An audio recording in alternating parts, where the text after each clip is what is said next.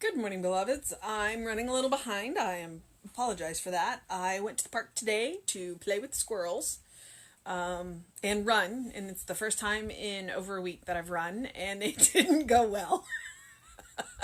um, I started and went, yeah, I can't do this. And then what I decided to do was run really short jags and walked in between. Because whatever I did to my knee, it's still a little angry. So I will be ricing it today. That means I will be resting it, icing it, and the rest of that. So, which is good because I have 3 days, so I can do all this. But I got a gift. There are some blue jays in the park, and I found a blue jay feather. And I'm very happy. And I got a couple of pictures of them.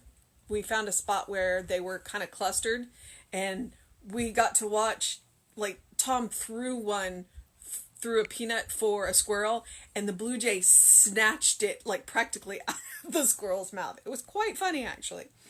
But we made sure to give the squirrel another one. So, yes, Saturdays in the park with the squirrels, definitely one of my happy places. So, I hope that you have something that gives you as much joy as throwing peanuts to squirrels does me. All right, it is September 5th. It is Saturday, hence me being a little late. And today our title is Universal Law is My Armor Against Negative Experiences. And our Bible quote is, "He that dwelleth in the secret place of the Most High shall abide under the shadow of the Almighty." And that is from Psalm 9:1. Okay, and it's a long one. Good thing it's Saturday. We all seek the protecting power of some presence that we feel to be close enough to reach out and take hold of. As the child turns to its parents for comfort, and as in adulthood we turn to such laws as we have instituted for our protection, so intuitively we all seek divine protection.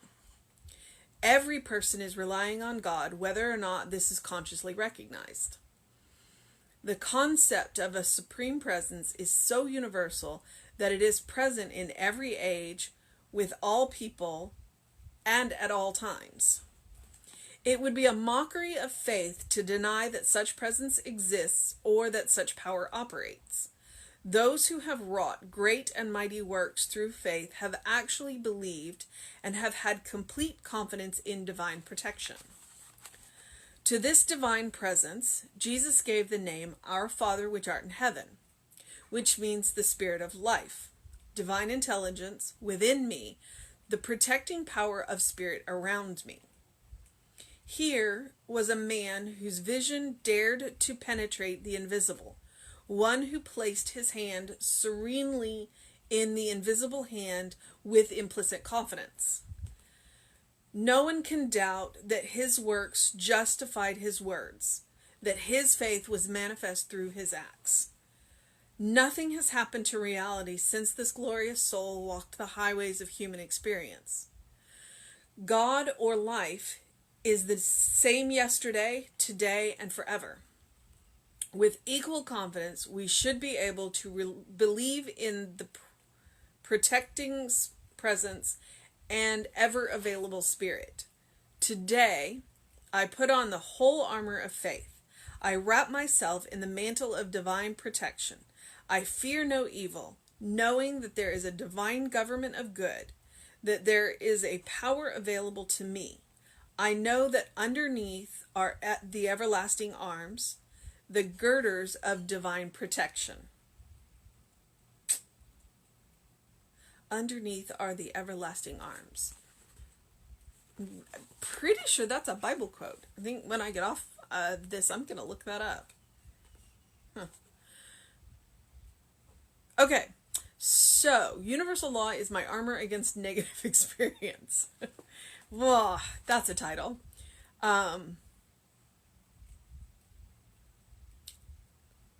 Yeah. All right. Let's get into this. I have thoughts, but I'm not sure I don't have them organized yet. Okay.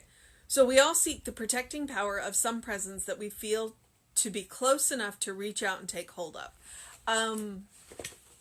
So one of my mentors when I was in school is a Buddhist priest. She is she's actually an archbishop now. And that was one of the things when she joined Buddhism into the priesthood, that was one of the things that she missed was the warm fuzzy.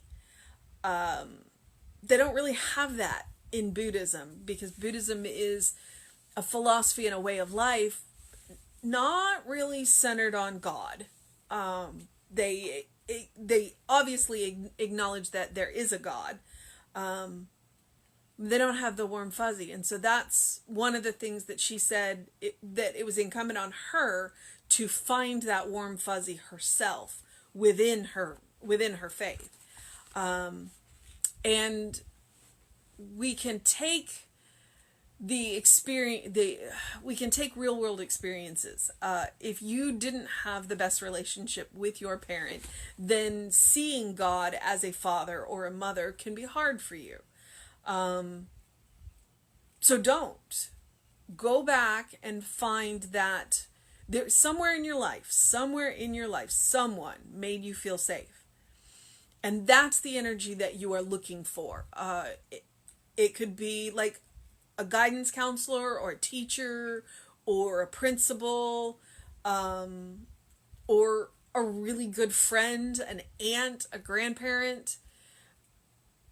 So when we talk about this, and Jesus named it Our Father who art in heaven, but if that's not the energy that works for you, name it something else. Name it where you find that feeling. Because the goal of this is to find that energy that makes you feel safe. Find that, I'm going to use the word label, that makes you feel safe. That when you invoke that label, it makes you feel safe. When I was struggling with, I'm going to use the word oversensitive. When I was oversensitive, basically my senses were turned on too high. I literally would envision myself in this gorgeous 13th century German armor when I walked out of my house, just to kind of help keep the world at bay until I learned to manage the input and the output. I also learned a mantra, and it was divine love. Well, now that I'm trying to say it out loud, I can't. Infinite Spirit, surround me with your love, truth, wisdom, and understanding, only of the highest and the best. May I never harm another, may I never harm myself. And that was my protection sequence. That was my protection mantra, whatever I was getting into.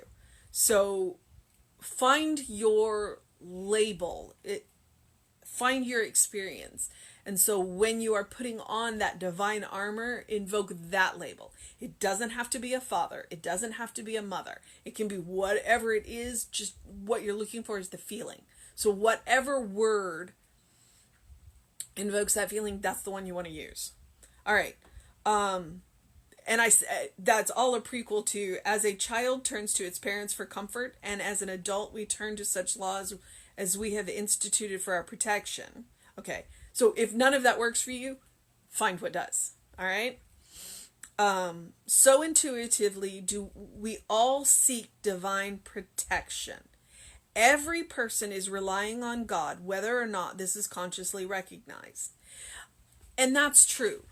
Every person is relying on, and that's one of the reasons why we use the word divine patterning intelligence, when we're trying to take the personality out of, the sting of personality out of divine interaction. Because even the atheists that I know, they still rely on the pattern or what is the word? It just popped right out of my head. When I think of it, I'll say it. Contract? I think contract. They rely on the contract that we have, we as society and human, and nature, because nature doesn't violate its own laws. So even the atheists recognize that we have a contract with nature, that nature will behave in a certain way, including humans. And so we all rely on that, you know, the earth is not suddenly going to start spinning the other way. The sun is not going to rise in the west and set in the east. Every person is, so whether we recognize it or not, we are relying on this. We call it God, and other people call it other things. The concept of a supreme presence is so universal that it is present in every age, with all people, and at all times. That is true. I had a book called it was either called The 1,000 Faces of God or The 10,000 Faces of God. And that's exactly what it was. It's like across history and the world, the different images that we have of God. This is one of the reasons why I'm thrilled to be an anthropologist and an archaeologist, because we see so many expressions of God. How could we not believe in them? Or it. The variety of expression of God. It would be a mockery of faith to deny that such presence exists, or that such power operates. Those who have wrought great and mighty works through faith have actually believed and have had complete confidence in divine protection. Yea, though I walk through the valley of the shadow of death. That's it. That's that complete confidence. When you walk through this mortal world, do you have the confidence that you have divine armor? That there is a place within you that nothing has ever been wrong? That doesn't mean to, take risks that are, we still have to work within the contract that we have with society. So I'm not suggesting to walk naked down the street. Please don't take it that way. Take reasonable precautions, but recognize that you are a divine being within a mortal form. And the divine being within you, no matter what happens to the mortal form, can never be harmed. So, take the precautions to protect the mortal form, but remember that the divine being that you are can never be harmed, can never be damaged, can never be broken. To this divine presence, Jesus gave the name Our Father which art in heaven. So then Ernest proceeds to give you several other names. The Spirit of Life, Divine Intelligence, the Divine Intelligence within me, or the protecting power of Spirit around me. Here was a man whose vision dared to penetrate the invisible, who placed his hand serenely in the invisible hand with implicit confidence. And that right there just sums up Jesus. His vision dared to penetrate the invisible. He could see what he was trying to teach us, to see the invisible, to see through the veil, to see that hand, that invisible hand, and he was trying to teach us the willingness to put our hand in that hand that we couldn't see with confidence, to know that we are always being held. Whether we feel it or not, he was inviting us to feel that hand in ours. No one can doubt that his works justified his words. I mean, if even half of the stories about him are true, he was pretty amazing. His faith manifested through his acts. If nothing else, Jesus loved. No matter what was happening around him, he responded with love. Nothing has happened to reality since this glorious soul walked the highways of human experience. Nothing has changed to the reality with the big R. The reality with the little r that we live in has changed drastically, but the reality of the spirit that Jesus invoked, nothing's changed. God or life is the same yesterday, today, and forever. With equal confidence, we should be able to believe in the protecting presence and the ever-available Spirit, because that was the point Jesus came to teach us. It has always been here. It will always be here. It didn't just come with me, Jesus. So that the presence has always been available and will always be available. You must have the faith and the willingness to put your hand in it, to put your confidence in the Spirit that is in, around, through, and as you. Today, I put on the whole armor of faith. I wrap myself in the mantle of divine protection. I fear no evil, knowing that there is a divine government of good and that there is a power available to me. You want to go conquer the world? Those are the statements that you want to use. When you have something to do, then those are the words that you use. You put on the whole armor of faith, not part of the armor of faith, the whole armor of faith. And you wrap yourself in the mantle of divine protection. And then you fear no evil. Because you know that the divine is there, good is there. That power is available to you, through you. Always through you. God can do for you what God can do through you. I know that underneath are the everlasting arms, the girders of divine protection. All right. So our mission, should we choose to accept it, and I'm not going to use the divine armor. Our mission, should we choose to accept it, is to put our hand in the divine hand with confidence. Because from that divine hand comes that armor, comes that protection, comes that love, comes that power. And so when we are willing to put our hand into that hand, to hold that hand, and to feel that hand suffuse all of ourselves, then there's nothing we can't do. There's no love we can't love. There's no, act that we can't do.